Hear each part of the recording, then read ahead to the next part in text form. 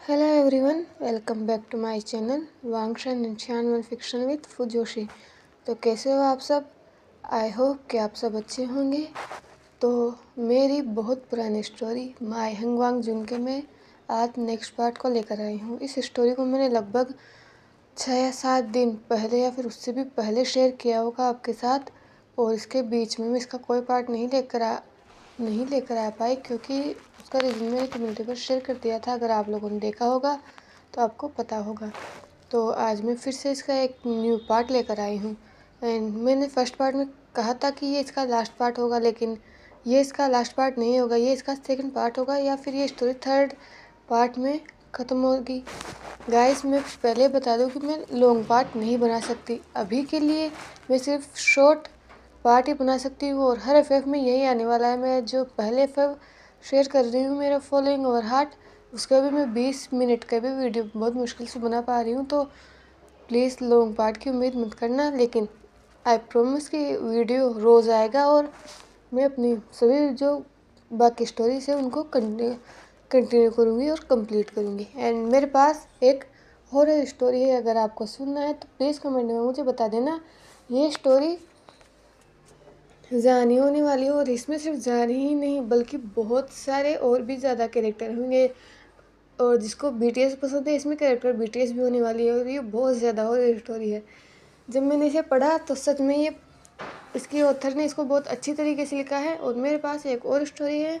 2 लोगों के मेरे पास कमेंट आए थे। एक को स्टोरी चाहिए थी कि जिसमें विभूषण डॉक्टर हो और वांगी वो उसका पेशेंट हो, तो उसका तो मैं वन शॉट लेकर आने वाली हूँ। एंड सेकंड, मेरी एक सब्सक्राइबर को चाहिए थी एक ऑब्जेक्ट स्टोरी, तो अब की बार जो मैं स्टोरी लाने वाली हूँ वो वांगशान होगी एंड ऑब्जेक्ट होगी, जिसमें लेन वांगजी एक माफिया होगा और विभूषण डॉक्टर। तो वो स्टोरी भी मैं लिख रही हूँ, जल्दी ही आपके साथ शेयर करूँगी। उससे पहले मैं चाहती हूँ कि फॉलोइंग ओवर हार्ट एंड जो भी मेरे वन शॉट अधूरे हैं मैं उनको पूरा कर दूँ। तो आइए इस स्टोरी को स्टार्ट करते हैं।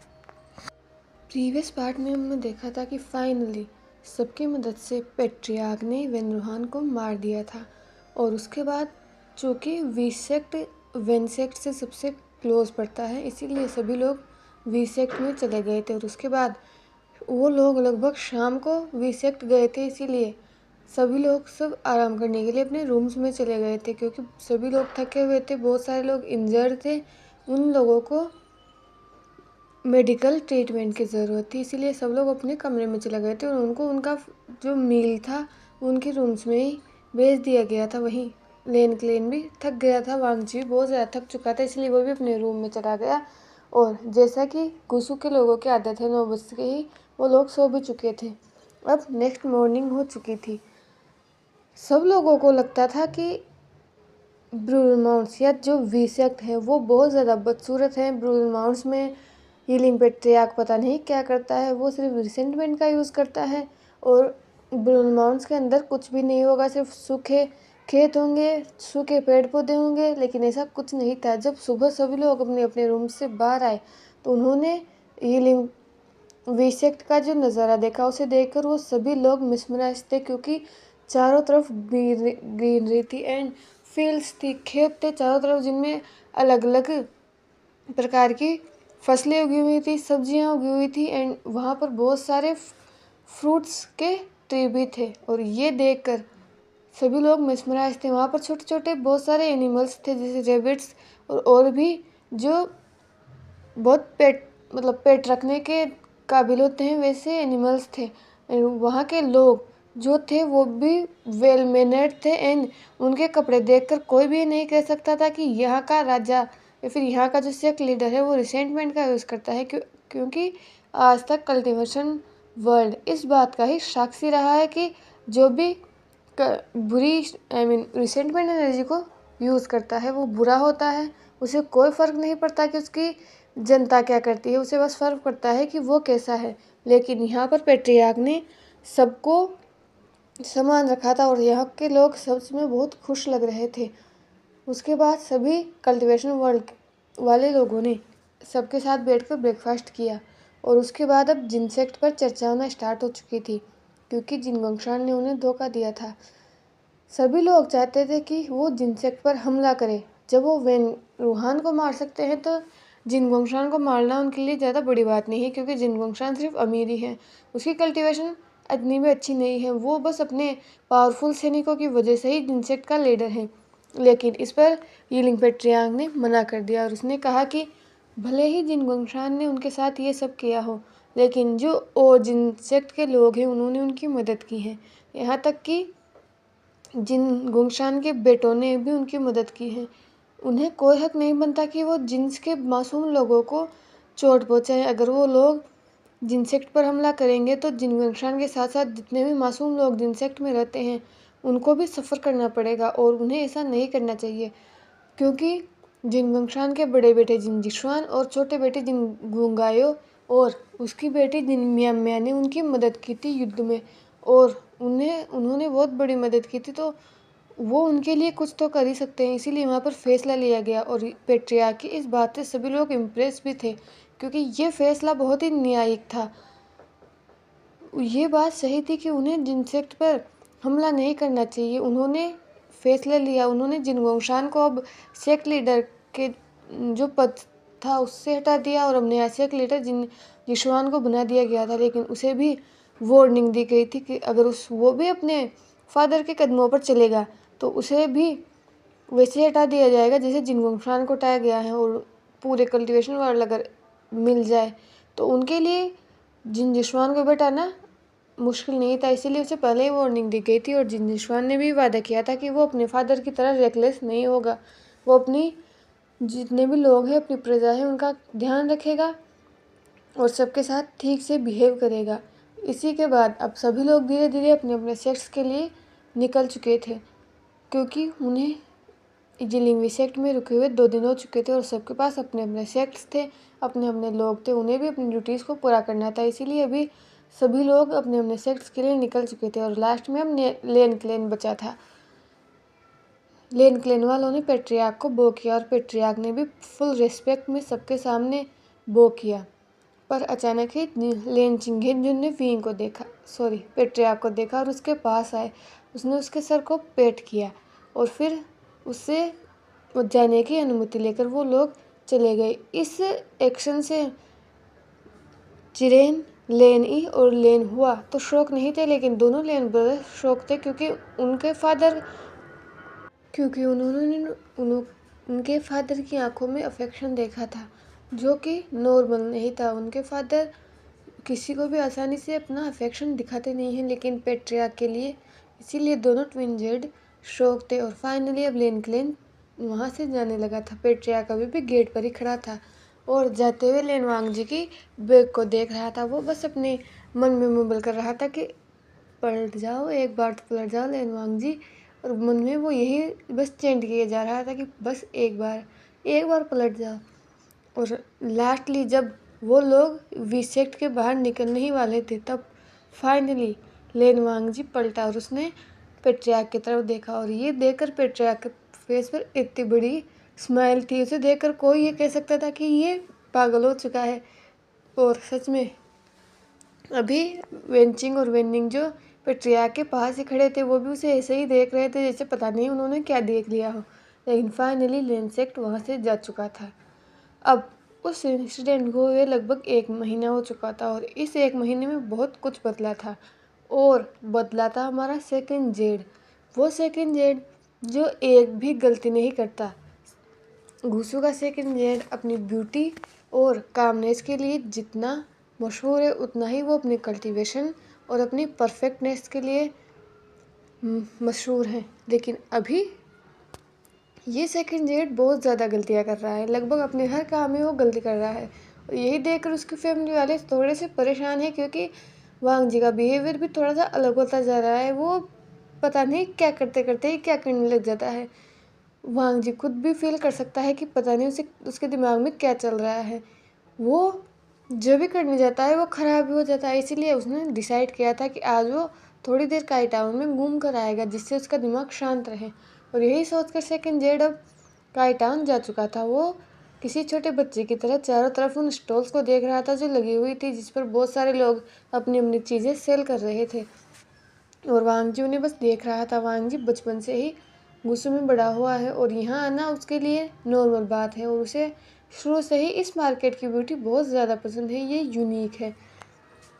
वो रोम उस मार्केट में रोम कर ही रहा था, तभी वो किसी से टकराया और गिरने के डर से उसने तुरंत अपनी आंखें बंद कर ली। लेकिन थोड़ी देर बाद भी जब उसे अपने नीचे कोई हार्ड सरफेस फील नहीं हुआ तो उसने अपनी आंखें खोली। जब उसने अपनी आंखें खोलकर सामने देखा तो वो शॉक रह गया, क्योंकि सामने जो पर्सन था उसको उसने यहाँ तो एक्सपेक्ट नहीं किया था। सामने वो पर्सन था जिसकी वजह से ये सेक्रेटरी पिछले 1 महीने से परेशान है। सामने वो पर्सन था जिसका चेहरा लेनवांग जी की आंखों में ऐसा बस गया है कि अब वो उसकी आंखों से हटने का नाम ही नहीं लेता। जब भी वो किसी चीज़ को याद करता है बस इसी पर्सन का फेस उसके सामने आ जाता है, क्योंकि सामने और कौन नहीं बल्कि पेट्रियार्क था, जिसके फेस पर भी थोड़े से शॉक एक्सप्रेशंस थे। वांग जी ने पेट्रियार्क की तरफ देखा और पूछा, "तु, तुम तुम यहाँ क्या कर रहे हो?" ये सुनकर पेट्रियार्क ने थोड़ी देर तक कोई जवाब नहीं दिया, लेकिन जब दोबारा वांग जी ने पूछा तो उसने कहा, "हम्म, मैं मैं तो बस मैं हाँ मैं बस तुम्हारे टाउन को देखने आया था। वो मैंने गुस्सू को कभी विजिट नहीं किया, तो मैंने सोचा कि जब हम सब में दोस्ती हो गई है तो मैं तुम्हारे टाउन को क्यों ना विजिट करूं।" पेट्रियार्क ने कहा, लेकिन अगर कोई मेचर पर्सन होता तो साफ साफ समझ जाता कि पेट्रियार्क झूठ बोल रहा है, क्योंकि वो बहुत ज़्यादा अटक रहा था और बोलते समय वो वांग जी से आंखें नहीं मिला पा रहा था। लेकिन हमारा बोल ऐसा वांग जी, उसे लगा कि शायद पेट्रियार्क घूमने आया होगा या गुस्सू को विजिट करना आया होगा, इसीलिए उसने कहा, "ओ, तो तुमने गुस्सू को विजिट किया?" ये सुनकर पेट्रियार्क ने कहा, "नहीं नहीं, मैं तो बस अभी आया था। वैसे तुम यहाँ क्या कर रहे हो?" ये सुनकर वांग जी ने पेट्रियार्क की तरफ देखा और कहा, "क्या कर रहा हूँ? क्या मतलब? ये मेरा सेक्ट है, मैं जब चाहूँ यहाँ आ सकता हूँ।" ये सुनकर पेट्रियार्क ने कहा, "हाँ मैं मुझे पता है, लेकिन तुम ऐसे ही तो नहीं घूमने आ सकते ना यहाँ पर।"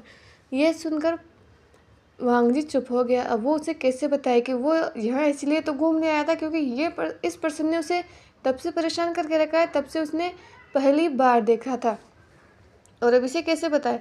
फिर उसने कहा, मैं बस ऐसे ही आ गया। वैसे इससे पहले कि वो कुछ कह पाता तभी उन दोनों ने चारों तरफ देखा, जहाँ पर सभी लोग उन्हें ही देख रहे थे। एक्चुअली वो जैसे थे वैसे ही थे। वांग जी थोड़ा सा झुका हुआ था और पेट्रियार्क उसके ऊपर झुका हुआ था, और पेट्रियार्क के हाथ वांग जी की वेस्ट में था और एक हाथ वांग जी की फोरहेड के बैक हेड के पीछे था। वो दोनों इसी पोजीशन में बातें कर रहे थे, ये भूल कर कि वो किसी अकेली जगह पर नहीं है, वो सबके बीच में है, जहाँ पर एल्डर्स भी हैं, चिल्ड्रंस भी हैं, एडल्ट्स भी हैं। और हिस्टोरिकल वर्ल्ड में ऐसी पोजीशन में खड़े होकर सबके सामने ये बहुत ज़्यादा ऑकवर्ड था। तभी एक और लेडी जो वहीं से गुजर रही थी उसने कहा, "आजकल के अल्फ़ा और ओमेगा को बिल्कुल शर्म ही नहीं रही है, सबके सामने ये लोग पता नहीं क्या कर रहे हैं।" ये सुनकर वांग जी के और विंग पेट्रिया के दोनों के ईयर्स रेड हो गए। उन्होंने खुद की पोजीशन को देखा और फिर दोनों ही खड़े हो गए। अब उन दोनों के बीच में थोड़ा सा ऑकवर्ड माहौल हो चुका था, दोनों को ही नहीं समझ आ रहा था कि क्या बोलना चाहिए। तभी पेट्रियार्क ने वांग जी की तरफ देखा और कहा, सेकंड प्रिंस, क्या आप मेरे साथ लंच करना चाहोगे?"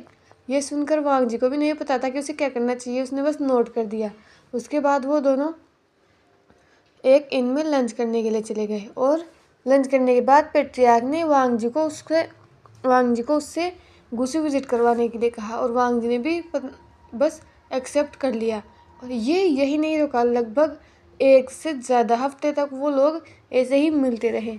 लेन वांग जी सुबह अपने घर गुस्सू से निकलता और लगभग तब तक वापस नहीं आता जब तक कि गुस्सू के में शाम को सूरज ढलने के बाद कोई अंदर नहीं जा सकता, इसीलिए वो तभी वापस आता था जब एक टाइम हो जाता था। और ये देखकर जो लेन वांग जी के जो फैमिली मेम्बर्स थे वो भी शॉक थे, क्योंकि आज से पहले वांग जी ने ऐसा कोई बिहेवियर नहीं किया था। वहीं पेट्रियार्क उस दिन के बाद दूसरे दिन जब वांग जी गया, वो इसी होप में गया था कि शायद उसे पेट्रियार्क दिख जाए, और उसकी होप भी सही थी। वो गया और उसे पेट्रियार्क दिखा था, और उसने जब पेट्रियार्क से पूछा कि आज वो यह क्या कर रहा है, तो पेट्रियार्क ने फिर से एक एक्सक्यूज़ दे दिया। और ये जानते हुए कि पेट्रियार्क झूठ बोल रहा है, वांग जी ने भी कुछ नहीं कहा।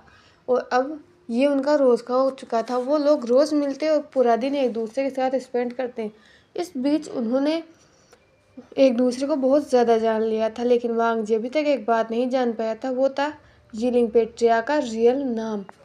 उसे नहीं पता था कि पेट्रिया का असली नाम क्या है। वहीं आज ये गुस्सा से कि जेड बहुत ज़्यादा उदास था, क्योंकि पिछले एक हफ्ते से पेट्रिया उससे मिलने नहीं आया है। उसने लास्ट टाइम उससे वादा किया था कि वो पेट वांग जी से मिलने आएगा, और अब की बार जब वो मुझसे मिलने आएगा तो उसके पास वांग जी के लिए एक सरप्राइज़ होगा, और उसे पूरा यकीन है कि वांग जी को भी सरप्राइज़ पसंद आएगा। लेकिन उसके बाद वांग जी पेट्रियार्क वांग जी को मिलने आया ही नहीं, और इसीलिए वो उदास था। इसलिए वो बहुत ज़्यादा उदास था, और एक हफ्ते तक कोशिश करने के बाद, ये कंफर्म करने के बाद कि ये पेट्रियार्क नहीं आ रहा है, वो उसने भी अब वहाँ पर मार्केट में जाना छोड़ दिया था। उसे ऐसा लग रहा था कि जैसे पेट्रियार्क ने उसे बिट्रे किया है। अगर उसे गायब होना था, अगर उसे जाना था, तो वो उसे बता सकता था। क्या वांग जी समझ नहीं सकता था? क्या वो वांग जी को इतना चाइल्डिश समझता है? इसीलिए वांग जी उदास था। वो अभी इवनिंग टाइम था, और वो अपने रैबिट्स के साथ अपने जिंगशे के बैकयार्ड में खेल रहा था। तभी एक डिस्पल उसके पास आया और उसे इन्फॉर्म किया कि लेन चिंगहेन जुन ने उसे बुलाया है। ये सुनकर वांग जी थोड़ा सरप्राइज हो गया, क्योंकि इस टाइम पर उसके फादर उसे कभी नहीं बुलाते। लेकिन फिर भी वो खड़ा हुआ और अपने फादर के रूम की तरफ जाने लगा। जब वो गया तो उसने देखा कि उसकी पूरी फैमिली वहीं पर है। उसके उसकी मदर, उसके अंकल और आंट सभी लोग वहीं थे। सबसे पहले उसने सबको बो किया, और वो वहाँ पर जाकर बैठ गया। चिंगहेन ने थोड़ी देर तक वांग जी की तरफ देखा, और फिर एक नज़र उसने अपनी फैमिली की तरफ देखा, और फिर वांग जी की तरफ देखते हुए कहा, वांग जी। वांग जी ने अपने फादर की तरफ देखा और बस नोट किया। लेन चिंगहेन ने कहा, वांग जी, मैं जानता हूँ ये तुम्हारे लिए शॉकिंग होगा, लेकिन ये लिंग्विस्टिक्स से तुम्हारे लिए रेड स्क्रॉल आया है। ये सुनकर वांग जी सच में शॉक था, क्योंकि वो रेड स्क्रॉल का मतलब बहुत अच्छी तरह से समझता है। मतलब ये लिंग्विस्टिक्स से उसके लिए मैरिज प्रपोजल आया है। तो क्या ये मैरिज प्रपोजल पेट्रियार्क ने भेजा है? क्या ऐसा हो सकता है? क्या इसीलिए वो एक हफ्ते से गायब था? वांग जी यही सब सोच रहा था, और बहुत ज़्यादा खुश था। उसे अभी नाचने का मन कर रहा था। वो क्लाउड 9 पर था, लेकिन अपने फादर की नेक्स्ट बात सुनकर वो जैसे शौक में चला गया। उसके फादर ने कहा, जी लिंग्विस्टिक्स से विभूषण ने तुम्हारे लिए रेड स्क्रॉल भेजा है। वो तुमसे शादी करना चाहता है। उसने कहा है कि वो तुम्हें पसंद करता है और वो तुमसे शादी करना चाहता है। ये सुनकर वांग जी शौक था। विभूषण? ये विभूषण कौन है? उसने ये नाम पहली बार सुना है, और वो उससे क्यों शादी करना चाहता है? यही सवाल वांग जी के पास था। उसने अपने फादर की तरफ देखा और कहा, बट फादर, मैं विभूषण को जानता तक नहीं, तो वो मेरे लिए रिश्ता कैसे भेज सकता है? इस पर लेनी ने वांग जी की तरफ देखा और कहा, वांग जी, तुम उसे जानते हो, यहाँ तक कि तुमने उसे देखा है। विभूषण? इससे पहले कि लेनी कुछ कह पाती, वांग जी ने कहा, पर आंट, मैं मुझसे बड़े तो शाहजहां है, तो उससे पहले मेरी शादी क्यों? यही सुन अब वांग जी की मुट्ठियाँ भिज रही थी। उसे गुस्सा आ रहा था। वो ये शादी नहीं करना चाहता, और वो भी एक ऐसे पर्सन से तो नहीं जिसे वो जानता तक नहीं। तभी चिंगेन जुन ने वांग जी की तरफ देखा और अपनी स्टन वॉइस में कहा, वांग जी, हम जानते हैं कि ये तुम्हारे लिए जल्दी है। अजान, हमने बचपन से तुमसे कुछ नहीं मांगा, लेकिन हम सभी लोग तुमसे पहली बार कुछ मांग रहे हैं। हम सब चाहते हैं कि तुम विभूषण से शादी करो। हम सब उसे जानते हैं। वो बहुत अच्छा पर्सन है। वो एक ऐसा अल्फा है तो जो तुम्हें लाइफ टाइम खुश रखेगा। हम लोग उसे बहुत अच्छी तरह से जानते हैं। तो प्लीज़ अजान, हमारी बात मानो और उससे शादी कर लो। तुम्हारी पूरी फैमिली तुमसे बस यही मांग रही है। ये सुनकर वांग जी ने अपने फादर की आंखों में देखा। उसके फादर ने सच में पहली बार उससे कुछ मांगा था।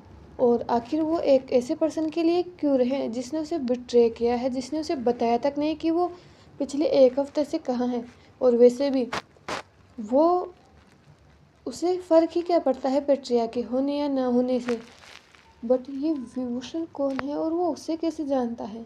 वांग जी यही सब सोच रहा था, लेकिन पेट्रियाक ने उसके साथ जो कुछ भी किया उससे वो बहुत ज़्यादा गुस्सा था और उसी गुस्से में उसने कह दिया कि वो शादी करेगा।